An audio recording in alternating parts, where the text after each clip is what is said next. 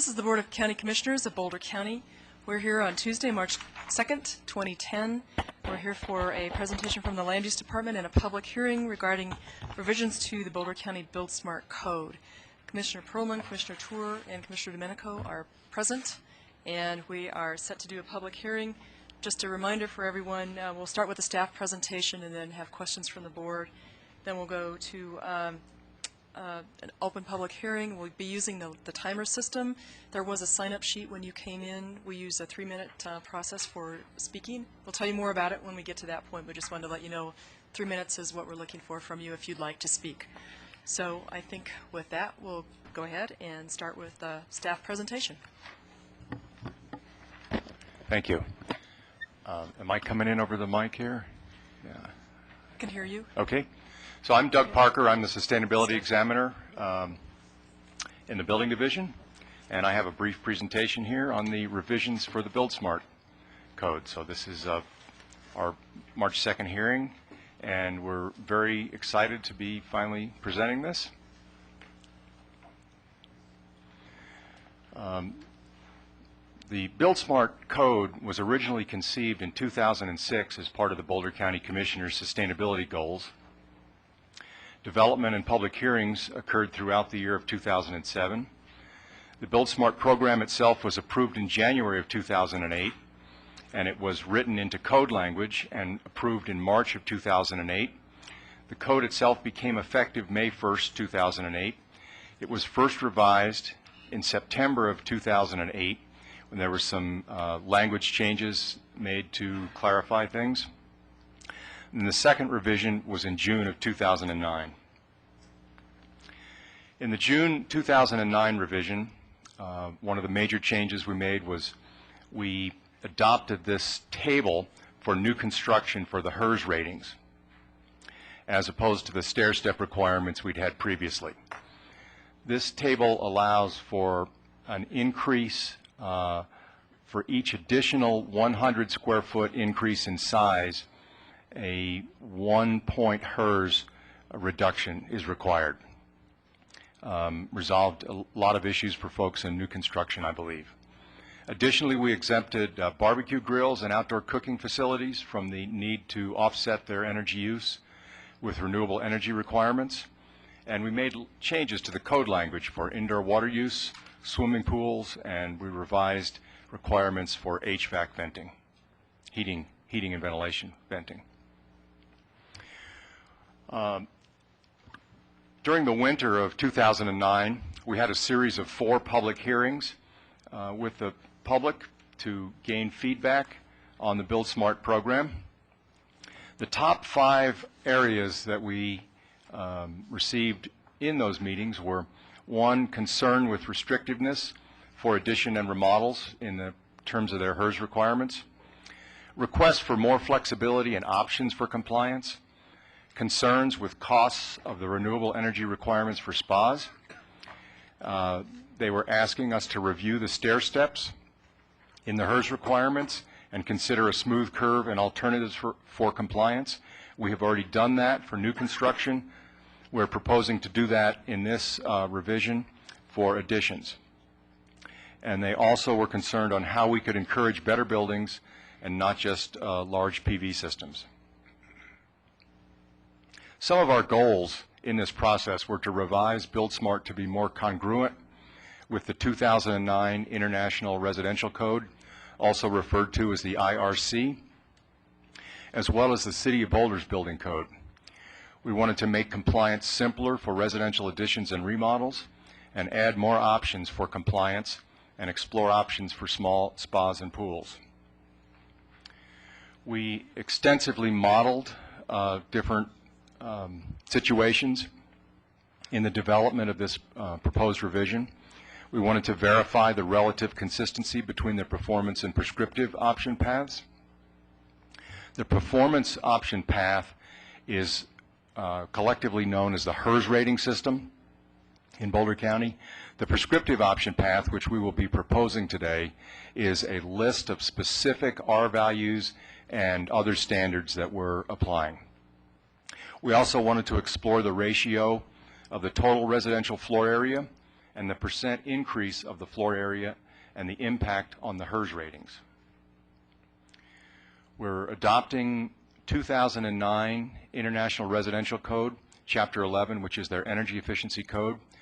We've extensively reviewed that and adapted it, deleted provisions that were not relevant to Boulder or to the BuildSmart code, and added a few other amendments that were specific to Boulder. We've also amended and added the BuildSmart regulations to this code. So as I mentioned before, we are changing how residential additions and remodels are administered, adding a prescriptive option path for remodels and most additions and most new dwellings, and adopting and modifying the 2009 IRC Chapter 11 as the basis of our code, and modifying pool and spa renewable energy offset requirements. Some of the changes that are in the 2009 International Residential Code that have been changed since the 2006 International Residential Code are insulation levels have been increased for walls. There's new requirements for energy heel trusses and attic hatches. All ductwork must now be sealed with mastic and pressure tested. There's a new requirement for high efficacy lighting fixtures, which are compact fluorescent lights or better. And all recessed can lights in the building envelope must be airtight rated. Further changes in the 2009 IRC is there's now, for the first time, a requirement for airtightness, and an inspection and testing protocol is mandated. For additions and renovations, either the whole house or the renovated area by itself can meet the code. So we have that in the Boulder County BuildSmart program. Where the whole house complies, that's the HERS rating program. Where the renovated area applies, that would be the prescriptive path. There's also a requirement in the code for programmable thermostats, and controls for snow melt systems and swimming pools and pool covers are now part of the IRC. And the 2006 IRC had a trade-off provision that allowed you to use a higher efficiency furnace and have less wall insulation. That's no longer allowed.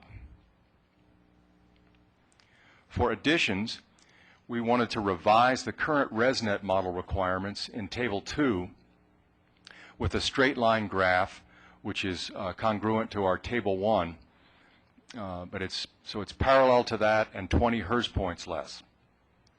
We've added a Figure 1, which illustrates whether an addition must comply with Table 1 or Table 2 for their HERS requirements.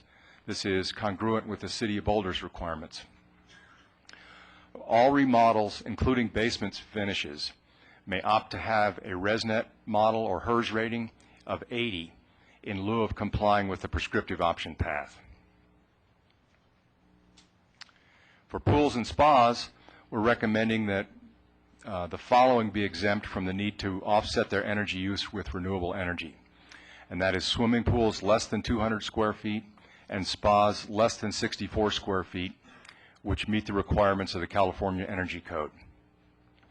So we researched every jurisdiction that we could find that regulated spas in the United States. We found there were 5 other Colorado counties that regulated spas, and they all exempted spas under 64 square feet. California was the only place in the nation that had an energy efficiency code for spas. For the performance option path, or the HERS rating path that we've been using, all projects are eligible for this performance option path. So that would be new dwellings, additions, remodels and renovations, accessory buildings, relocated buildings. However, new dwellings larger than 6,000 square feet and additions where the total square footage is larger than 6,000 square feet must use the performance option path. This is Figure 1, which you look at across the bottom, the total conditioned floor area of a house after an addition, and the percent on the left that you've added to the existing house. Read across there where those two numbers intersect, If it's in the crosshatched area, you must use Table 1 or new construction guidelines. If it falls in the rest of the table, you use Table 2. Can you go back to that for just a second? Yes.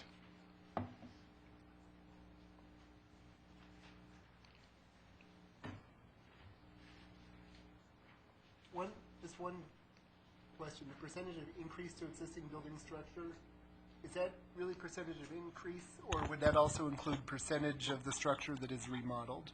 So if you remodeled 100% of a structure? No, it's only the percent that's been increased, the added floor area. Thanks.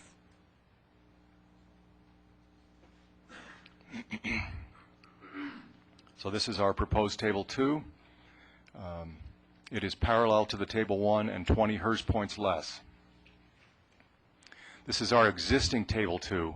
So you can see that there's some significant jumps in here as you go up in size and up in percent of the house that's been remodeled.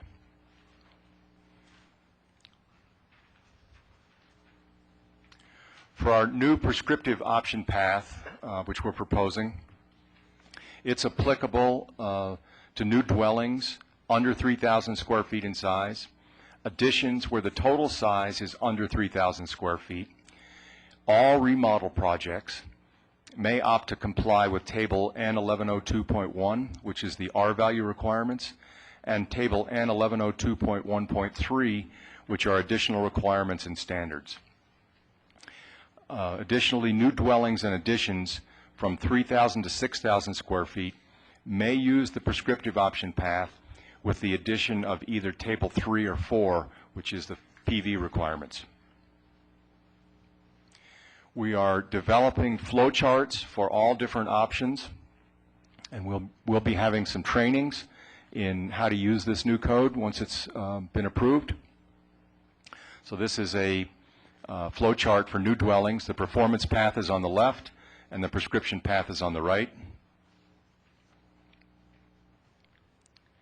And here's a flow chart for remodels, performance path on the left and the prescription on the right.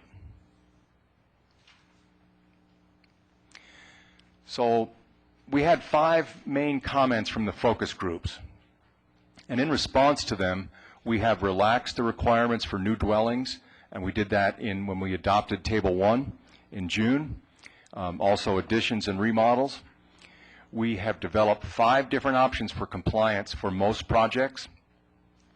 And we're proposing to exempt small energy efficient spas and pools from the renewable energy offset requirements. And we have implemented a straight line graph for the HERS requirements for both new dwellings and additions. And the prescriptive option path requires improved building envelopes. So we recommend the adoption of these revisions to be effective April 1st, 2010.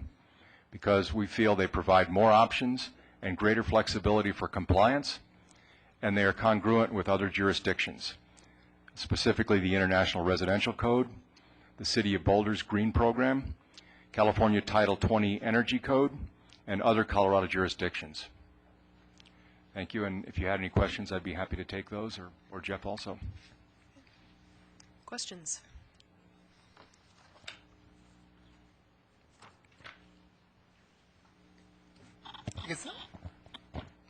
I have a couple of questions.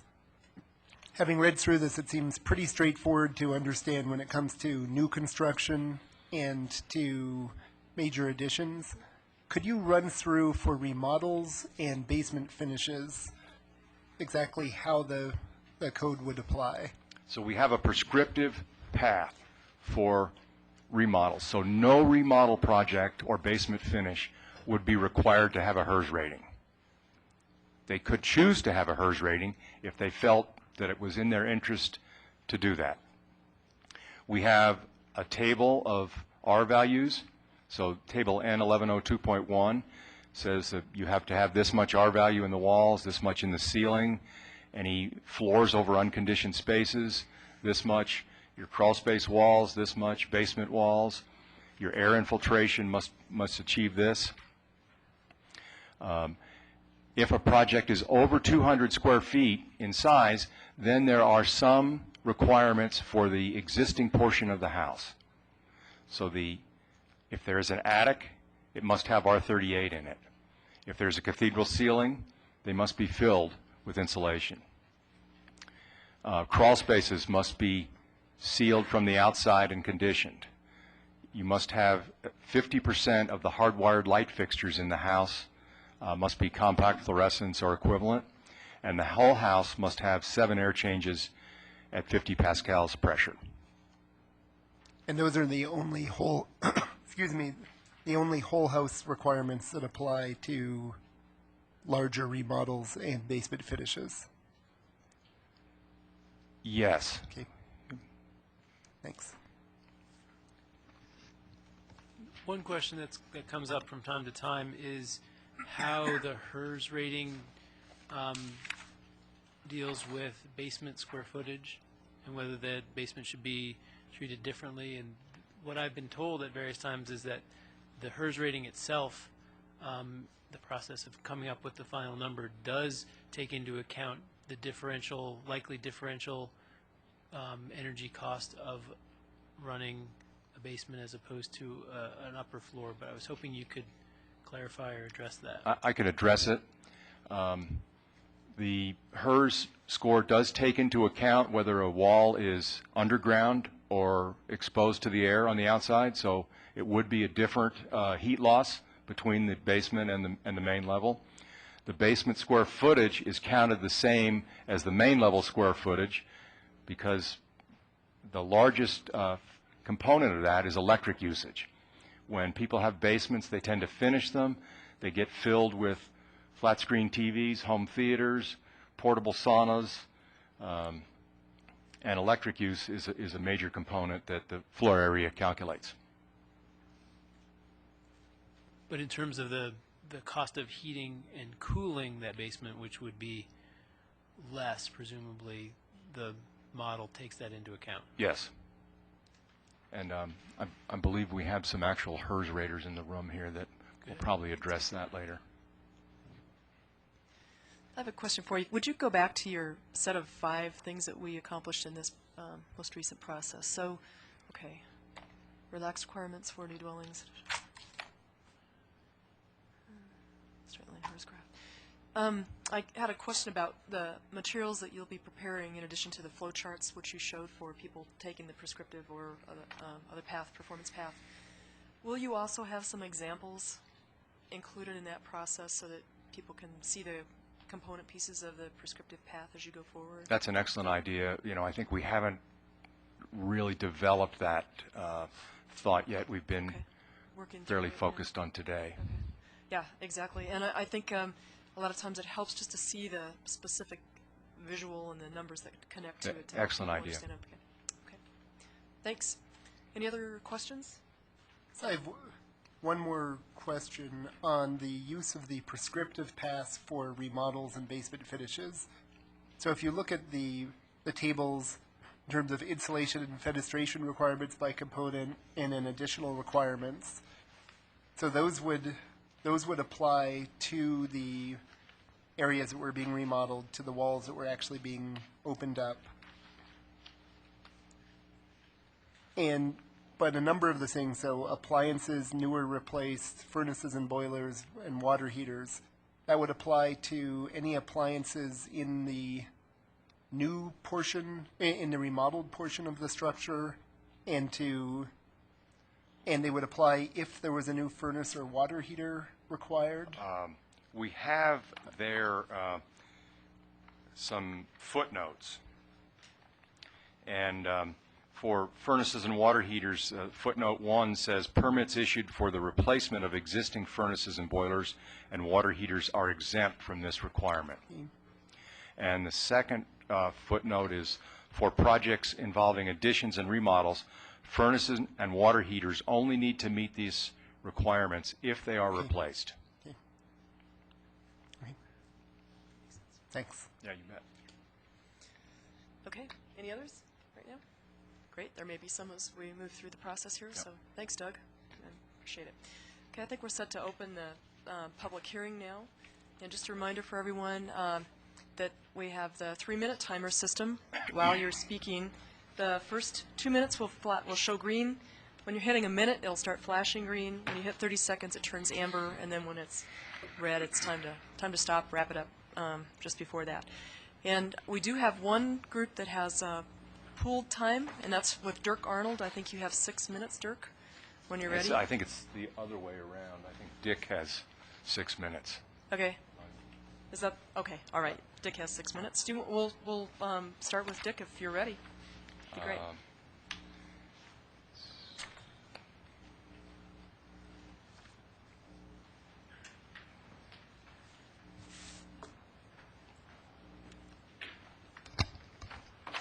Dick Shalowski, 1160 North 119th Street. I had a PowerPoint It's coming, Dick. that You didn't Doug give me might any be getting notice. here. Great, okay. You folks already got a copy of this, I hope? Anyway, I went through and modeled using a very simple-minded spreadsheet. And if you just click to the next one, a generic 60-year-old house. Thank you.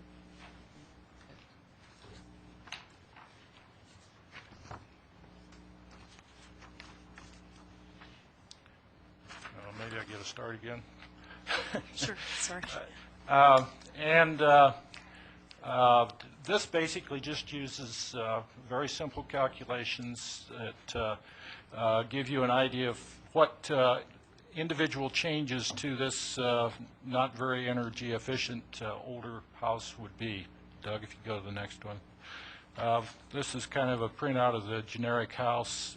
This spreadsheet's available if anybody in the audience or in the county would like to have it. I want it. Okay. Next slide. This shows the effects of some individual changes. The base case is on the top there, and the dashed line comes down. Adding the mechanical ventilation that's called for in N1103.5 adds heat loss, which is shown in the second couple of bars, and then you start subtracting.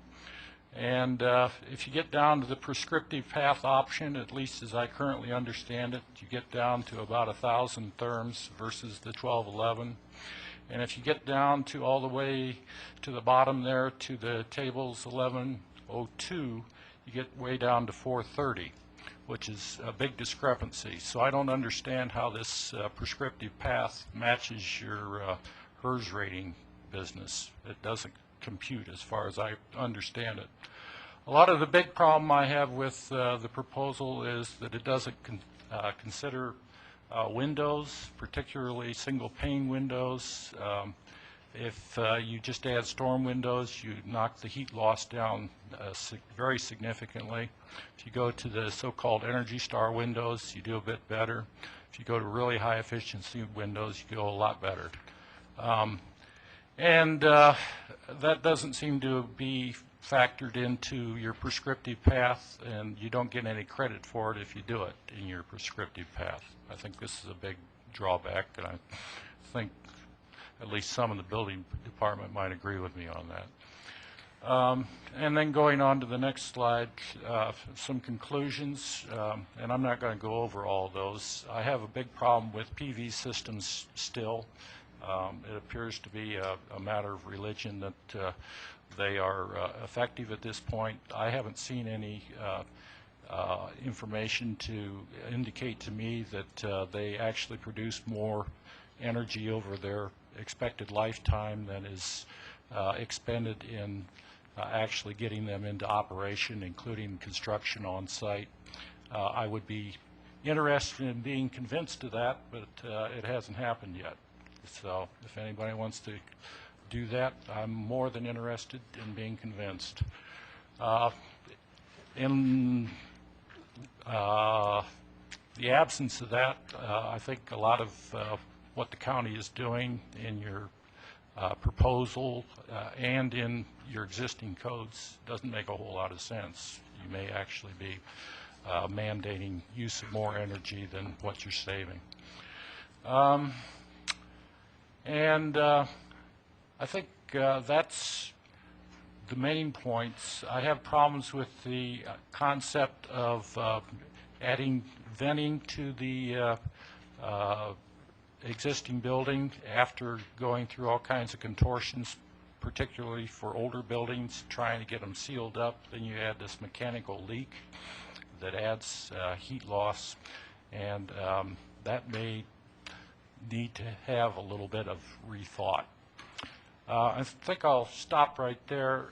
I went to another meeting last night with historic preservation folks, and their big point was that the greenest building is the one that already exists.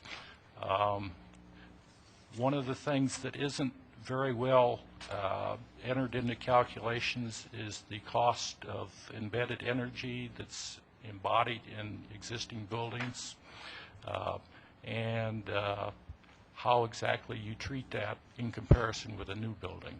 I think that needs to be added to the calculations, however you want to do that, in future thoughts. And at the current time, I'm not very impressed with the proposal, as you can probably tell. That's it, unless there are any questions. Thank Thanks. And staff will respond to questions that arose during testimony at the end of the process. So next we move into the individual speakers, and I have only 6 so far. So we'll start with David Codington, and then it will go to Tom Stanley. So David, if you'd like to speak, just your name and address, please. And Yeah, I don't have a PowerPoint today, but I do have some talking points. Could I share those with you in hard copy? Yes, please. Okay.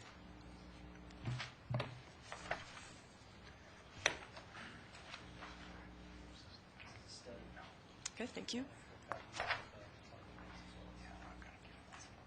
Thank you. My name is David Codington. I reside at 4544 Sandpiper Court in Boulder, 80301. I'm the owner of 3R Roofing and the co-founder of Rooster Roads, Colorado. The reason I'm here today is to ask you to consider the formal inclusion of recycled asphalt tear-off shingles, RAS, as an option in the pavement design for the Boulder County BuildSmart program. And this is as it pertains to mixed-use residential, commercial, and public paving projects. Sure, sure. So about a year ago, 3R Roofing received a grant award from the Colorado Department of Public Health and Environment, as well as Boulder County's Community Outreach Program. My associate Jennifer Schreiber and I, from that point, went forward with the Roofs Roads Colorado initiative. Roofs Roads' primary goals have been to keep asphalt shingles out of the landfill, to process shingles for reuse as they are ground and used in asphalt pavement, and establish an ongoing market. In 1 year, we have accomplished the following. We have a roofer and hauler training for delivery protocol of RES, which includes debris and asbestos-free loads. We've helped initiate a project with Asphalt Specialties in Boulder County to pave a portion of North 63rd Street with manufacturer scrap shingles. And I'm happy to say we've diverted over 15,000 tons of tear-off shingles from local landfills. These go to our paving contractor partners' collection points. We've established a Roofs Roads Advisory Board, which is a forum for ongoing discussion to advance the use of RAS. Members include CDOT, CAPA, Boulder County, EPA, and others. We've also established a prototype model for delivery and testing and end use of RAS with Granite Sand and Gravel, a Denver-based paving contractor partner. And a CDOT task force will soon be submitting a draft version protocol for non-standard pavement mix designs. This is a pathway for incorporating shingles and other non-standard mixes. This is a sample of processed tear-off shingles, also known as RAS. And here's why the end use of recycled asphalt tear-off shingles should be part of the BuildSmart program. We're looking at significant CO2 reduction when replacing a portion of the asphalt virgin binder.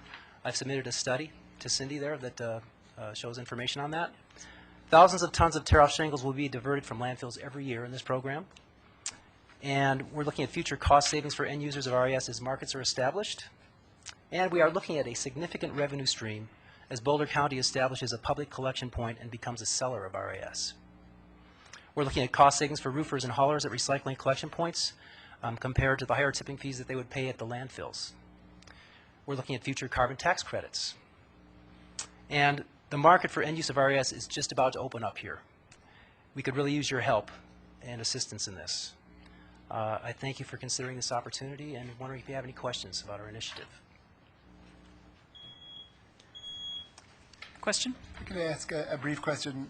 So I'm familiar with roof to roads, but I'm not sure that I understand what you're requesting today. There's the issue of looking at our pavement standards and looking at requiring some use of recycled shingles in pavement, but how do you see it applying to houses? Well, as I mentioned, I think this could apply to mixed-use residential, parking lots, and what you might want to call small-scale commercial projects as they relate to residential. There is energy efficiency involved in using this product. There's CO2 reduction. So that's how I would see it applying. Thank you. Could I respond quickly there? Do you want to hold it till the? I can wait to the end. Oh, yeah. Would you? We'll try to get everyone. Yes. if Any that other makes sense. questions? Okay. Thanks so much. Thank you. Oh, would you like? Oh, the sample, sure. Thanks. Edible? Not edible. Okay. Great. Okay. Thanks, David. Thank you. Tom Stanley, and then Dave Tebow would be next.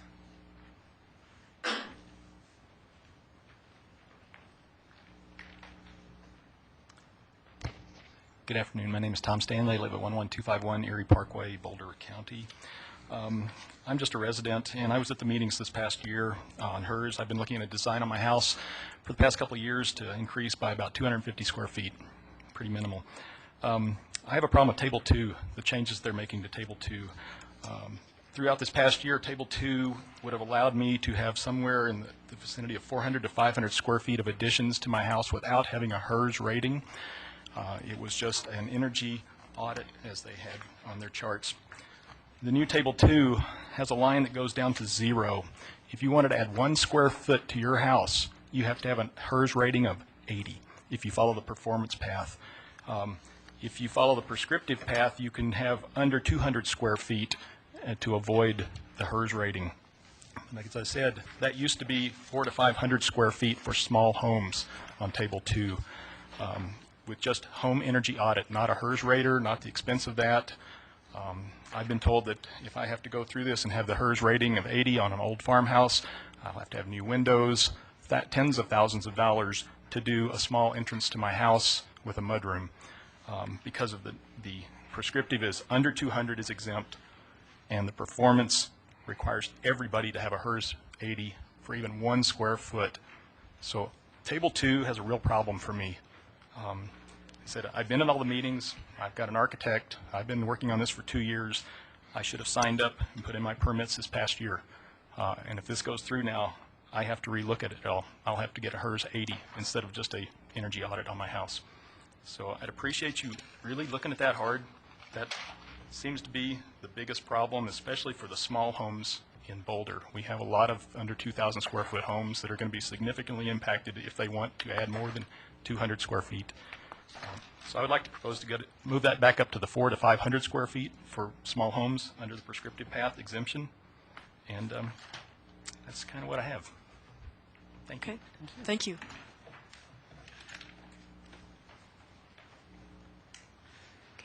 Dave Tebow, and then Greg Balmer.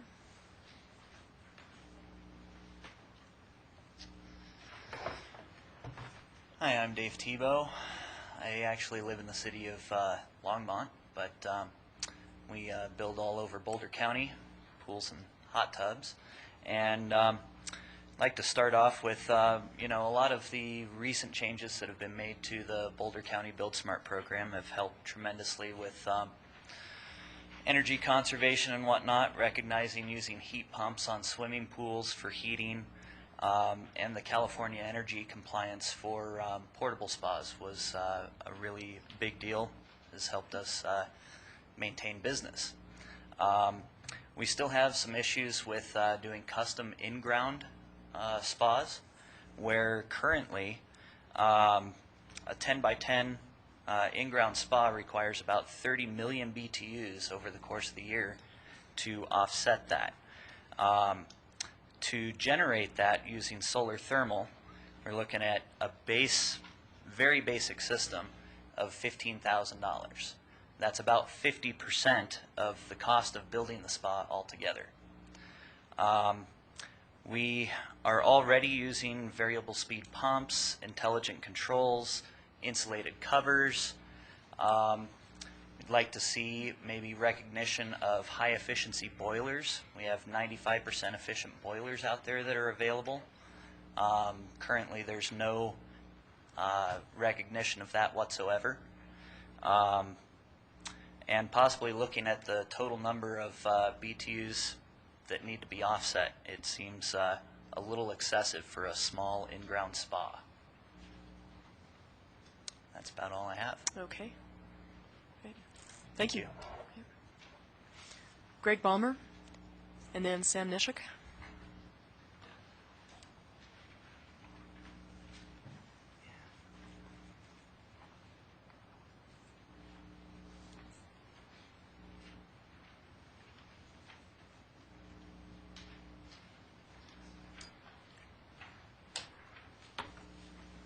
Thank you. Thanks.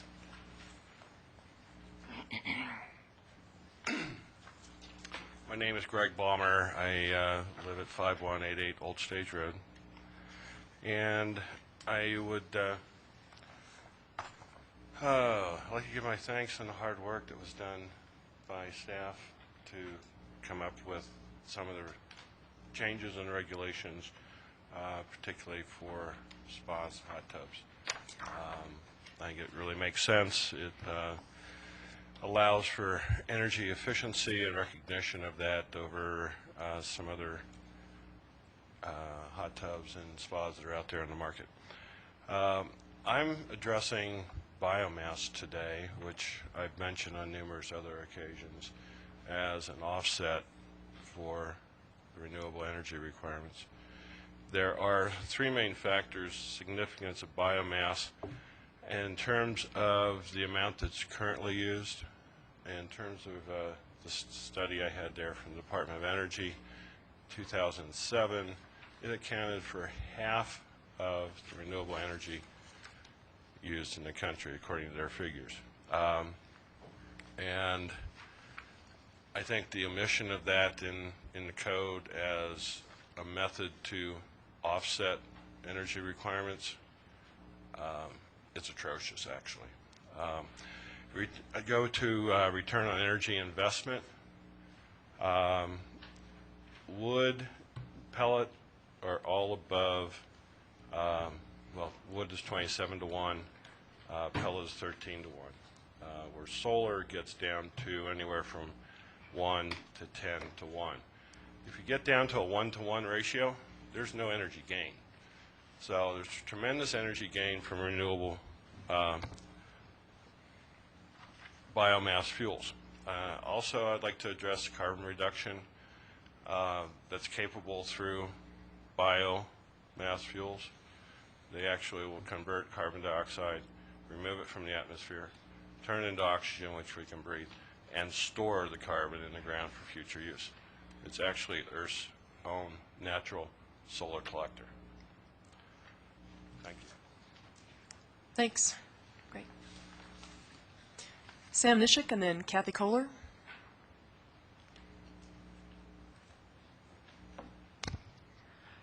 Sam Nishek, 5201 Euclid Avenue, with Barrett Studio Architects. We generally very much support the new prescriptive changes and the changes that have been made in the last iteration. Just some small things on the current iteration. On table 3 and 4, not sure if the floor area or wall to floor area ratio applies to only buildings over 3,000 square feet, because if we're looking at buildings around 1,200 square feet, almost all of those would be forced into a prescriptive path.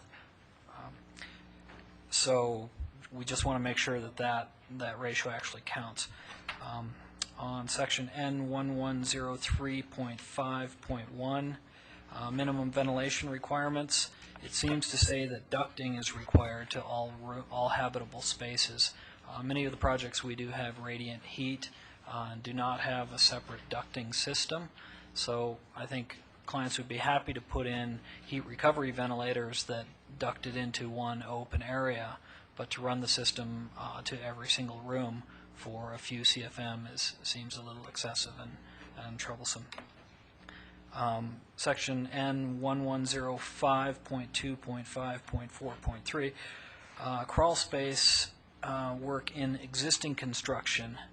If some of the buildings that are out there have very well insulated floors and non-insulated walls, and they are ducted to the outside, and they seem to be performing okay.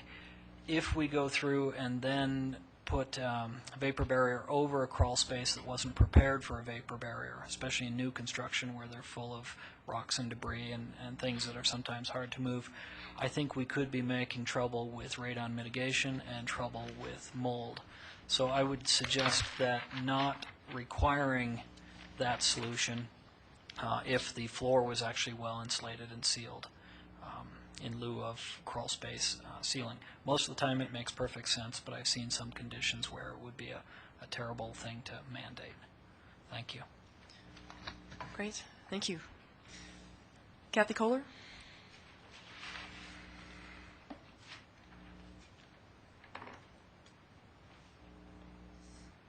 Kathy Kaler, 8884 Morton Road in Niwot, Colorado. And I would like to support the re-examining of the square footage for additions, as this gentleman spoke to, because I lost a really, really, really super neighbor last year because they could not afford to meet all of the requirements in what they wanted to expand. And it was just a master bedroom, bath area, but it was over the 200 square feet. I would like to relinquish the rest of my time either to the asphalt or to that gentleman. Okay, thank you. Any takers? What do we got, Michelle? A minute? I just wanted to 2 let minutes. you know, the study that I gave you, on page 18, there's actually a comparison between, it's called in situ recycled content and the warm mix asphalt. And the comparison of those two creates the benchmark or the metric for the reduction in CO2. This is a fairly conservative study. It's from France. There are many studies out there, and they all vary widely in their hypothesis about CO2 reduction. I believe this is probably the most conservative benchmark, and so we're using that one to establish a baseline, if you will. Okay? Okay, thanks, David.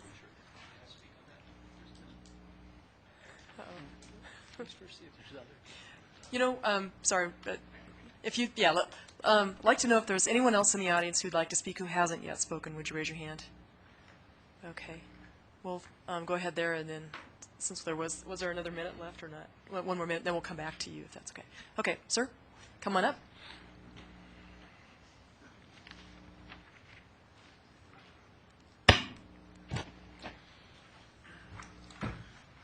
Gary Wood, 1241 Nottingham Lane, Erie.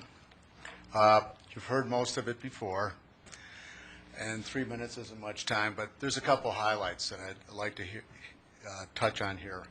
A few months ago, we were out and you said, why don't you build a ranch? So I designed a ranch, 3,200 square foot ranch, master on the main, 2 other bedrooms and a den for Legend Ridge. Average size of the house over there is 80-some, 100 square feet. This would be the smallest one in the neighborhood at slightly over 6,000. So I tend to finish about 979 in the basement. My calcs, of course, bring it up to about 4,100. HERS rating brings it up to about 43 and change. 4,500 square foot, and prescriptive path won't work for me. I've already looked at it because of the window area. It turns out that I have about 22% of window. I have pulled some out, but I really can't get to 18, so that's out the window. I've had the house rated, and throwing everything at it that I can, including a 5 kW photovoltaic system, I've achieved a HERS rate of about 43. Now, what I need is a 25. And the only way I can get to the 25 is, instead of putting 5 kilowatts on, increase it to 11 to 12 kilowatts, which if I add a couple more bays in the garage, you know, and extend that out, you know, maybe I can get to that. But I've already got a 3-car garage. I don't want to build a 4, you know. So that's a problem. And the other problem is, and you touched on it earlier, was that counting the basements. You know, why do we want to make people drive to work? I mean, how many more tons of carbon dioxide do we put in the air with people driving to work, especially when they live out in the county, when they're really not anywhere near the city? I would say half of the people that I've built homes for work out of their home.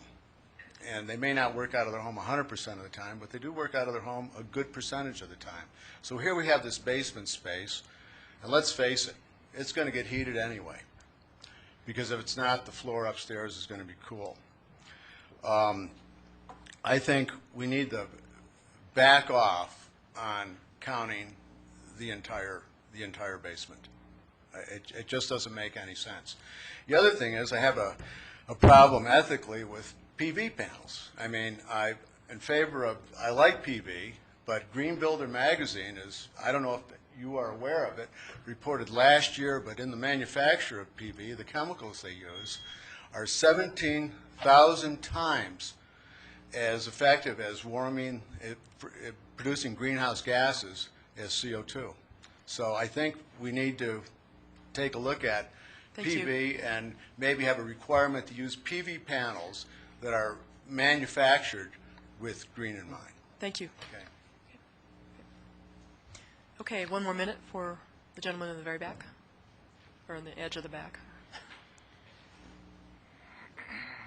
Thanks, Kathy.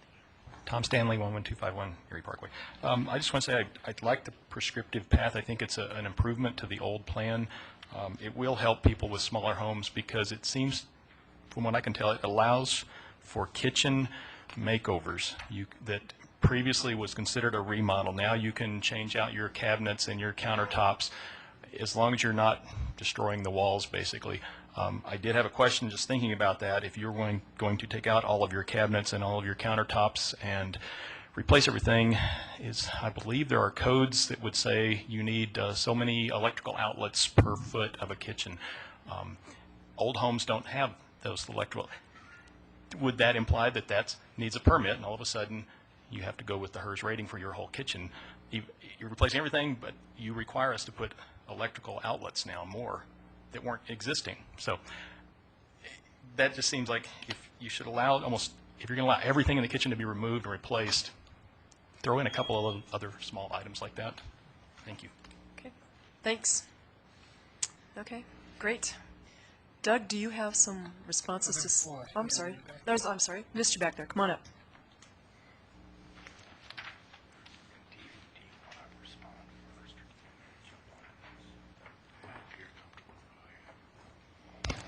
Linnea Carter from 431 Tahosa Park North Road in Allens Park. And first, of course, I'd like to thank you for making some of these modifications, listening to public feedback.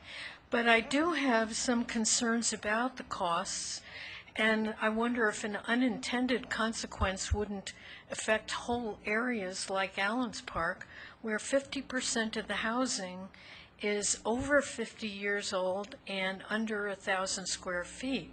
So you can read substandard. And modifications are apt to be larger than 200 square feet, which is going to mean that these really ancient, drafty houses that were built in the 20s and 30s just as automobile traffic was becoming affordable and to escape the heat in the prairie. And our societal needs have changed completely, so our needs, and not to mention the building code changed years ago to say that seasonal dwellings are no longer acceptable.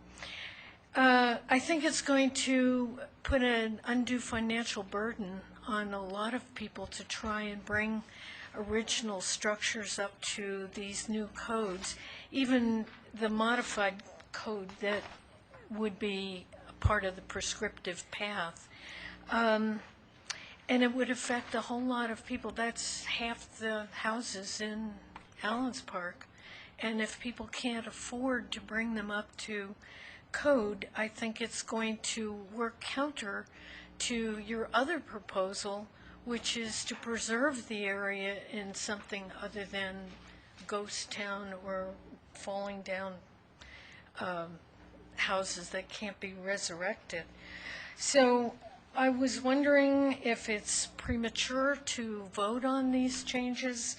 Have the proposals been sent back to the same public forum that existed in making the suggestions? And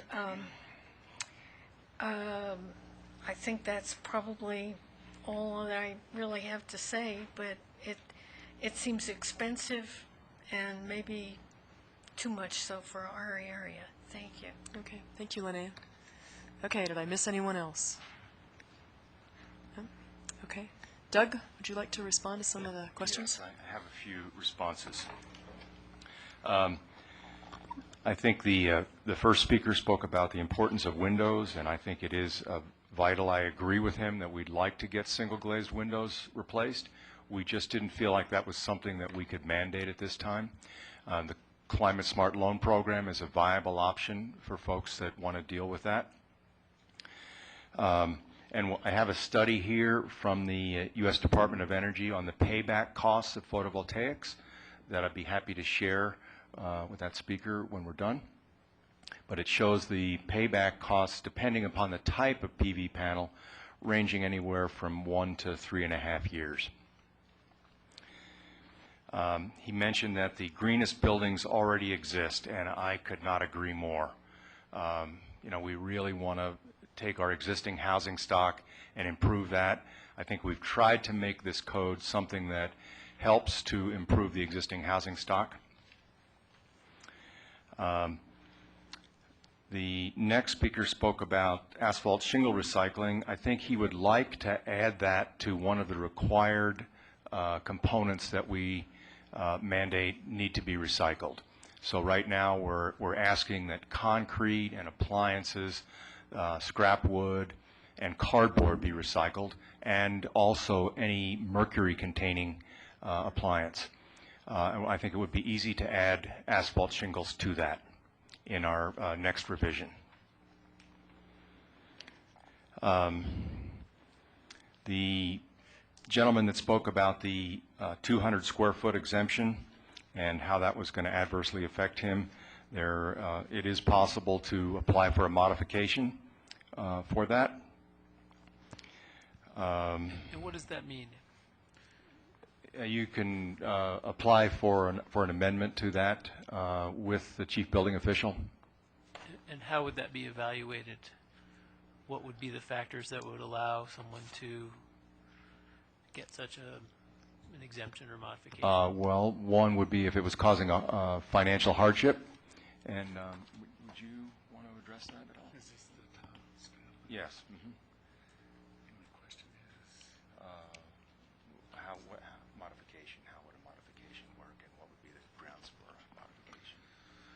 yeah, the current code and the proposed code as well. By the way, I'm Jeff Dwight, the chief building official. Thank you, Jeff. And it allows an appeal based on financial hardship. So our general approach and our consistent approach to reviewing and approving appeals and modifications has been based on the ability to do the normal, and I hate to use this word because people interpret it differently, but cost-effective measures. Take reasonable and cost-effective measures, do all of those that can be done, and then if it results in an expensive solar PV array or something else that's very expensive in order to reach the required thresholds, then we eliminate those. So the way it works is we ask for them to submit a ResNet model showing what it will take to comply with the code. Then we ask that they propose the elements that they feel are excessively expensive, and we review that. And if we can approve deleting those elements, then we ask them to get a revised ResNet model so that we have something to base our final approval on. Could I ask a follow-up question? So somebody who's doing an addition that is greater than 200 square feet, they still, unless the total structure is over 6,000 square feet, they still have the option of following the prescriptive path, correct? Yes, but they do have to make improvements to the existing house. But they would have to follow the prescriptive path for the new square footage, and then for the existing house, they would have to do that more limited set of improvements that you That's described. 4 things. R38 in the attic, 7 air changes per hour at 50 pascals. Any crawl space must be conditioned, and 50% of the lights must be compact fluorescence or equivalent. So it would not kick them into needing to do photovoltaics? Unless the house was over 3,000 square feet total space, total size. Okay. So I think it's worth clarifying this. If someone has, for instance, in Allen's Park, 1,000 square foot, and they want to make a 400 square foot addition, you could just walk through exactly what would have to happen both in the addition and in the other. So 1,000 if they're square feet. following the prescriptive path, they have to insulate their walls to R19 plus an R10 layer of foam on the outside. And you're talking about for the addition. For the addition only, for the new work. They have to insulate their attic to R54.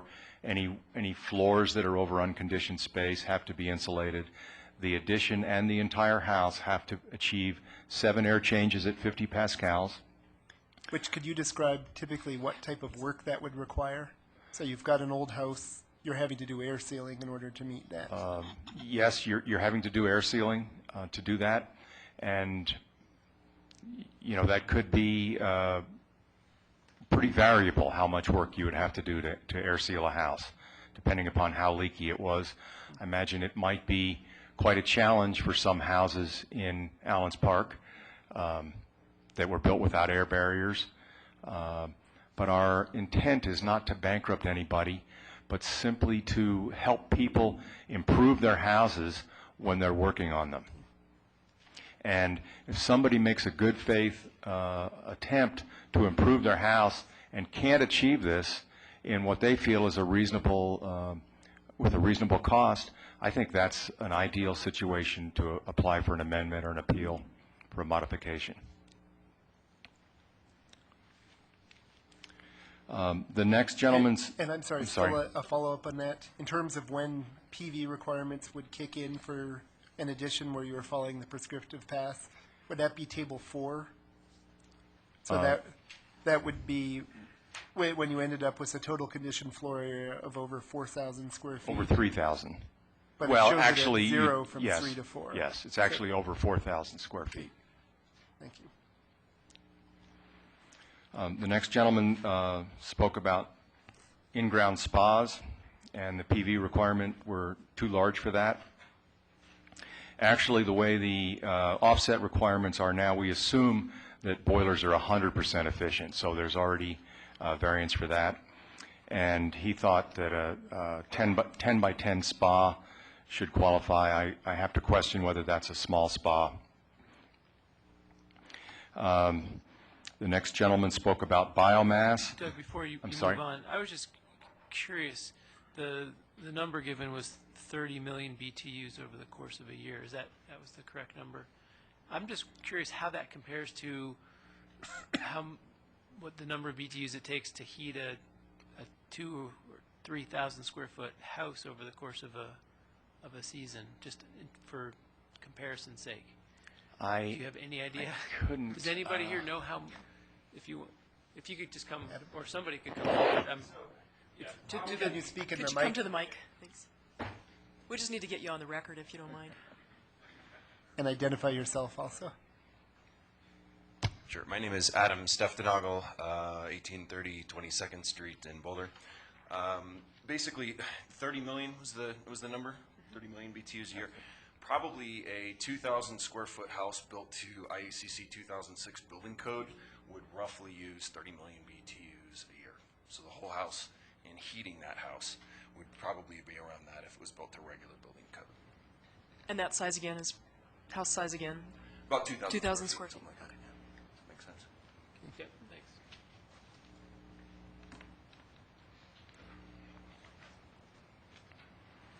thanks. The next gentleman had some questions about Table 3 and 4, and the maximum size that Table 3 and 4, which is the PV requirements for the prescriptive path, would be 6,000 square feet. So anything in excess of that size would need to have a HERS rating and follow the performance path. He also had questions about the crawl space where a house had an insulated floor. We've had a couple of other questions about that in the last day or two. I think that would be a good situation to apply for a modification because the floor is well insulated. It's probably not as well insulated as having the walls insulated and a vapor barrier on the bottom, but I think it's something that could be looked at.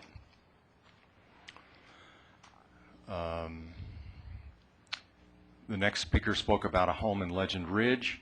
I think the basement issues that he mentioned might be more appropriately addressed in the planning division. I think it's not an energy issue or a BuildSmart issue that's preventing the basement. And the last speaker spoke about Allen's Park and the concern about costs and the cost to improve existing residents. And I certainly agree with that. But I also think it's vital to help existing homeowners improve their houses while they're adding on to them or remodeling them in order to achieve the goals set by the Sustainable Energy Plan. We need to address these, administer these with some wisdom, particularly for smaller projects in the mountains, but I think it's vital to address this. There were a couple of other questions raised. One was this question about the ratio and whether small houses would have a wall to floor or whatever there was the ratio and would be required to do performance as opposed to prescriptive measures, and whether that standard kicked in at 3,000 square feet or something else. I was wondering, is that purely a formula? And if so, for the wall to floor area ratio, yes. That really applies to the PV requirements, and it only kicks in at 3,000 square feet. So when we're trying to use the prescriptive option path for houses larger than 3,000 square feet, they have to use PV.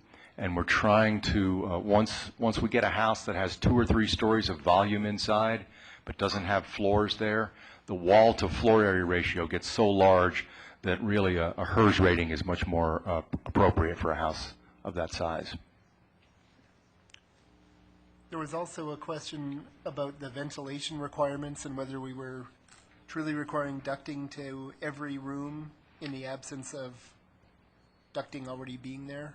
I think we're not requiring all ducting to every room. We're just requiring ventilation to every room. And there's some simple ways that that can be done using bath fans and fresh air inlets is one option.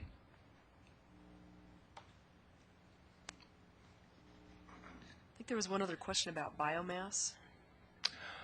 Biomass, yes. I'm very interested in putting some method to allow biomass in, particularly very efficient pellet stoves and wood stoves. I'd like to address that in the future. I'd like to have a small green points program, very small, that would address biomass stoves, passive solar heating, some of the prescriptive checklists from the 2011 Energy Star Homes program, extreme water efficiency, because it's something that's very new, but the average house in the United States wastes 10,000 gallons of water a year waiting for hot water. and there's more efficient distribution systems that we can encourage people to put in. I think the way to approach that is with a points system where we give people, 1 or 2 points off the required HERS score for water efficiency, a few points for each 10% reduction that passive solar allows, so many points for a very efficient pellet stove or wood stove. I might add a comment also about biomass. We're currently working on the adoption of the 2009 International Code Series. We have had some discussions about amending Chapter 3 of the IRC to allow biomass as an approved heating facility. And the point of discussion has been whether we just approve it, whether we approve it with minimal backup heating, so that that will prevent a dwelling from freezing should the occupant be away from home for long periods of time. So we will be discussing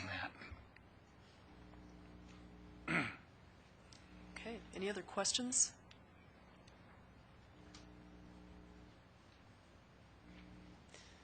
Okay, thank you, Doug and Jeff, and to everyone who spoke, and it's, I think, ready for us, we're ready to deliberate on the code before us. Comments? Well, I'd be happy to start. So by and large, I think that we are headed in the right direction with these code amendments.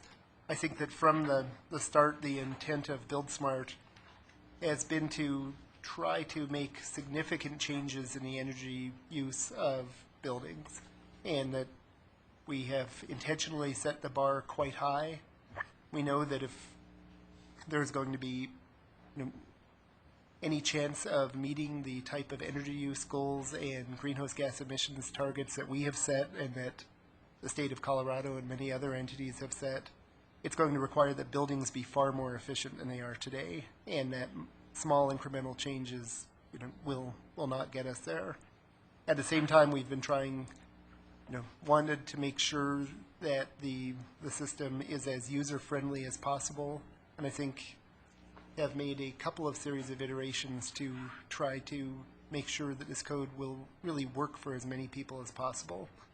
I think that there is always a trade-off between how much improvement we ask both new and existing buildings to make, and what the cost of those improvements are, and there's a lot of judgment calls that go into getting that just right.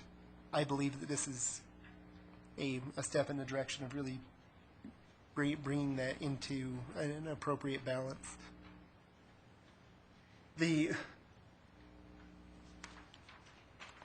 When it comes to new construction, I'm very comfortable with where we're at for new construction. And I think that I'm comfortable with where we're headed for remodels and additions. I think that it is very helpful that we now have clear definitions of what is a remodel as opposed to a renovation, clear definition of a set of improvements that don't involve major alterations to the skin of the structure that do not require meeting these requirements.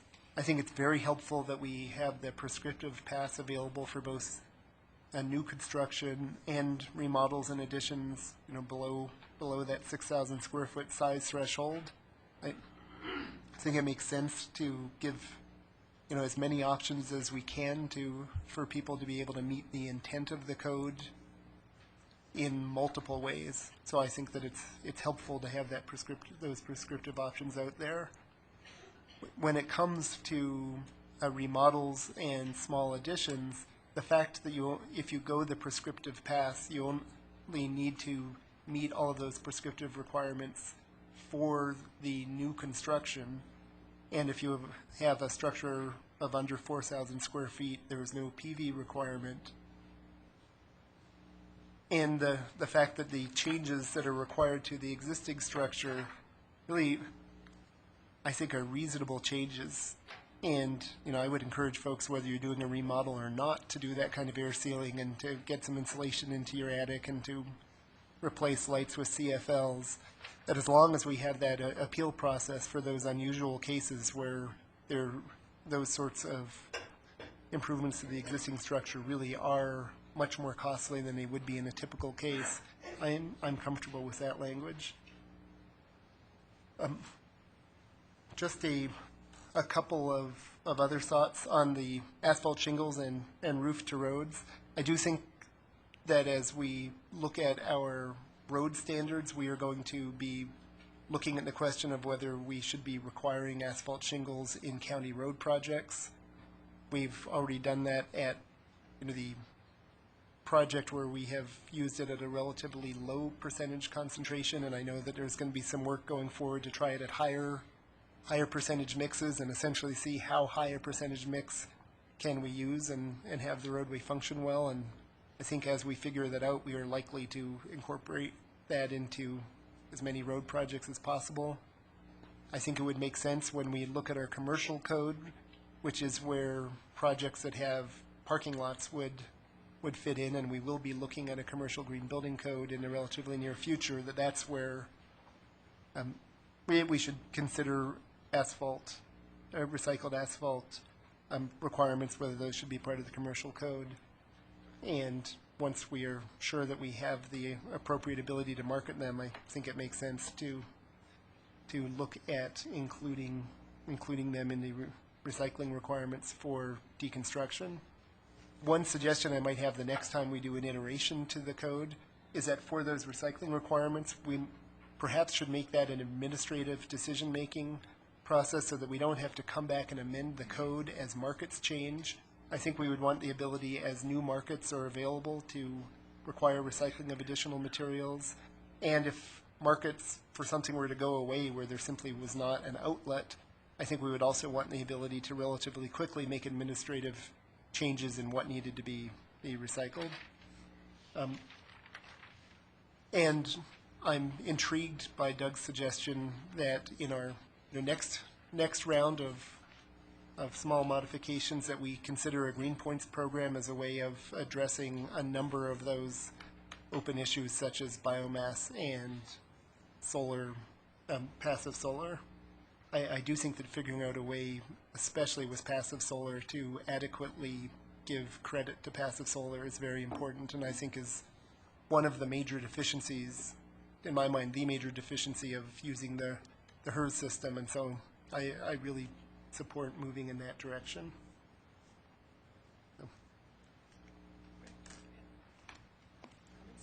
Sure. My thoughts are similar.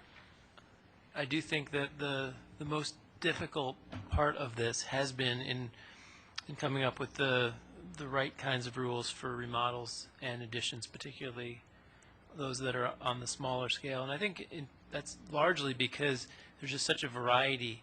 You have houses that are of different sizes that have different levels of efficiency or lack thereof, and that kind of, and different sizes of projects, and so you end up with a lot of variables all at the same time. I think ultimately we really do want to make sure that it's simpler and easier for people to do modest projects, to get their homes up into better condition, and to do the kind of routine 200, 300, 400, 500 square foot additions that are so prevalent around the county, but at the same time allow for making those modifications. I think I was encouraged by just the fairly lengthy discussion we had about just precisely what the owner of a 1,000 square foot house making a modest addition would have to go through. And frankly, I think that what it really makes the difference is having this prescriptive path. And I think that fills a hole in these regulations and fills it very nicely. To know exactly what you're up against, to know that there's 4 things that you need to do on the house that is where you start from, I think is going to make people have a much better understanding of what they're up against and precisely what they need to do, and I think that's useful.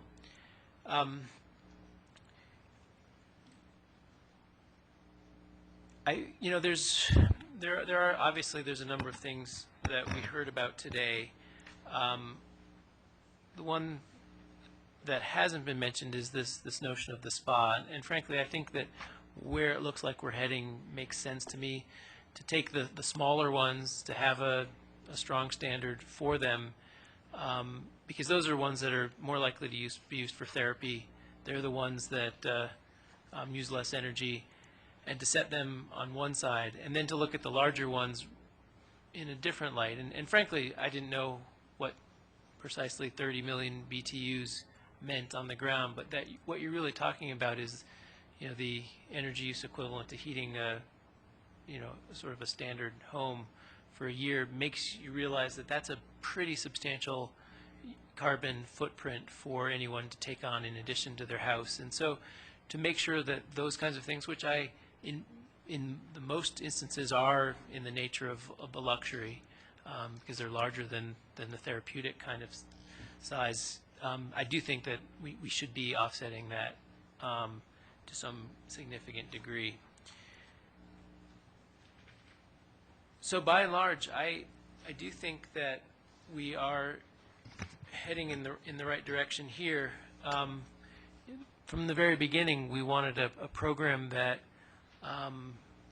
for most people who would build houses of reasonable size, we used 3,000 as the number, that the cost of doing all this would be offset, generally speaking, over the course of time by the energy savings that they would get. And I think that's still where we are, and that's still sound. And I think it is fair for people who build larger houses and have a larger carbon footprint to take additional measures to reduce those through this process. And so I think when you look at the curves and the diagonal lines that we have, I think that all makes a lot of sense to me. And as a result, I think we're pretty much in the right place here. I still wonder about, the ducting and getting air into every room. I would like to know that is in fact necessary for health. Primarily, I assume that's what the reason is. I wonder, what we will eventually end up in terms of crawl space and whether they need to be sealed or not, or what's an appropriate limit. I'm very curious about the process that we would go through, you would go through, when we're looking at someone appealing from what they think is for their house, what ends up being a substantial cost to make changes when they're doing a remodel, those kinds of things. But I do think we're very much on the right track here. Okay, great.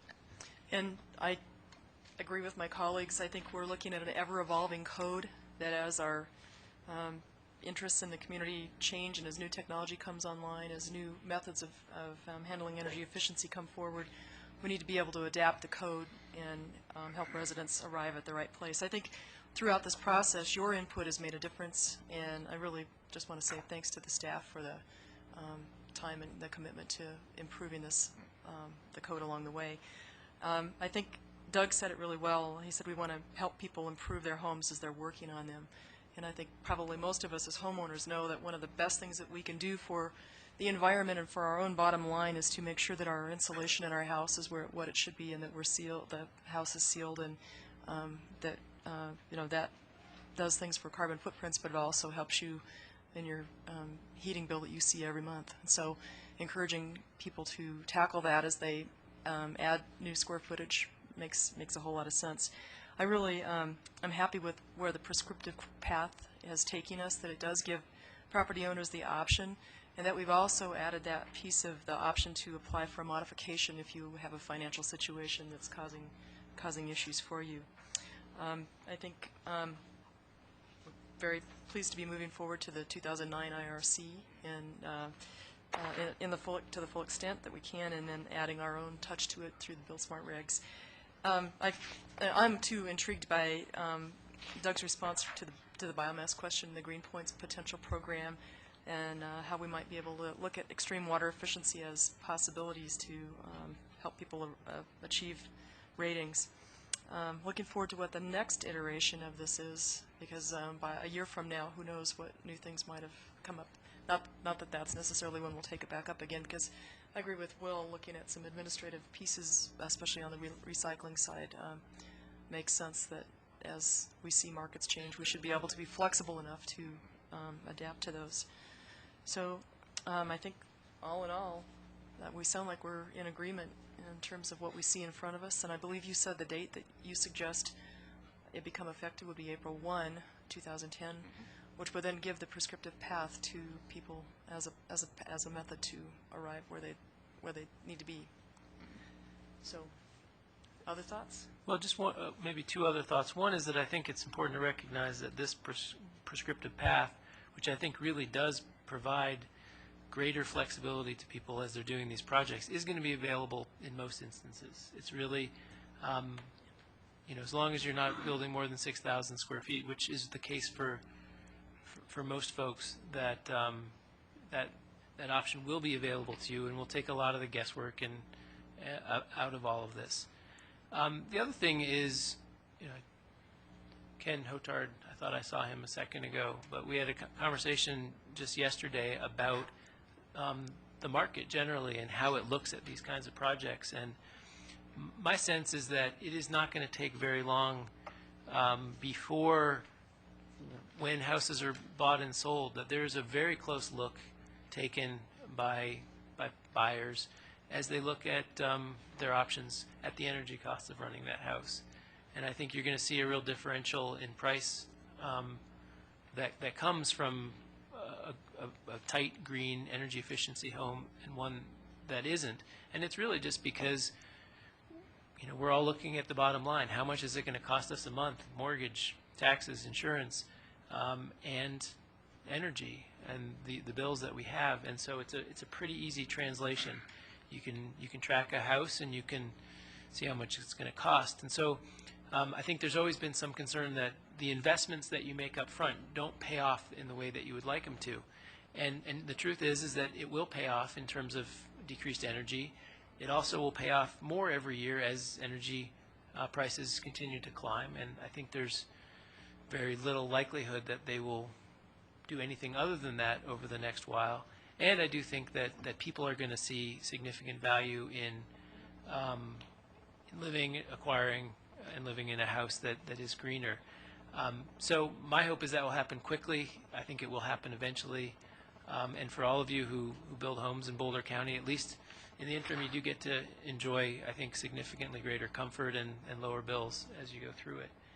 And of course, we do know, as Will mentioned at the outset, that this is an exceedingly important component of our energy use, and as a result, the solutions and to the problems, the very real problems that we face in this country and the world. So,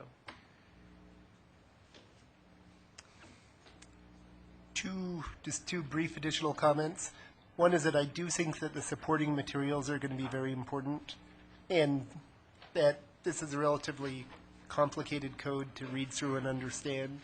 And so I do encourage us as quickly as possible to develop really user-friendly supporting materials, helping people to understand their options and what's required in different circumstances. And as I understand it, that is the intent, and I just think the quicker we can do that, the better off we'll all be. I also just want to say that one thing that I really appreciate is the modeling that was done and the attempt to make decisions really based upon sound building science.